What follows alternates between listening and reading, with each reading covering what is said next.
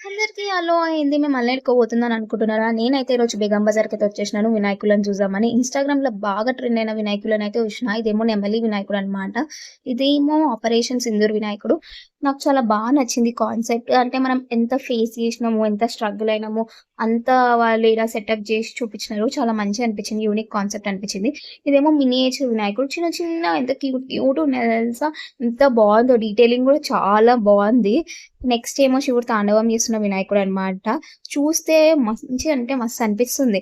ఇదేమో సర్పాల మధ్యలో ఉన్న వినాయకుడు. మనకి వీడియోలో అంత కనిపిస్తలే గానీ, చూస్తే చాలా అనిపిస్తుంది. నాకిది ఏ అవతారమో తెలవదు వినాయకుడు గానీ బావుంది. ఇదేమో యూనిక్ కాన్సెప్ట్ అనిపించింది నాకు. అటు ఇటు అక్వేరియం లాగా పెట్టి ఫిషెస్ ఏసినారు. ఫిషెస్ ఏసిన తర్వాత ఆక్టోపస్ మీద వినాయకుడనమాట. చాలా యూనిక్ అనిపించింది. నెక్స్ట్ ఏమో నంది మీద వినాయకుడనమాట.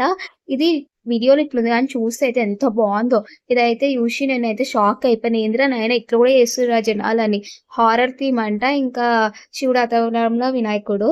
ఇది గూడా సేమ్ నంది మీద వినాయకుడే అన్నమాట. చూడనీకైతే చాలా బావుంది. వీడియోలలో అంతగా మంచిగా ఉందో లేదో నాకు తెలవదు గానీ, ఇదేమో ఓన్లీ వినాయకుని ఫేసే ఎక్కువుందన్నమాట. ఇది గూడా బావుంది. ఇదేమో లోటస్ మీద వినాయకుడు చూస్తే పీస్‌ఫుల్ అనిపించింది నాకు.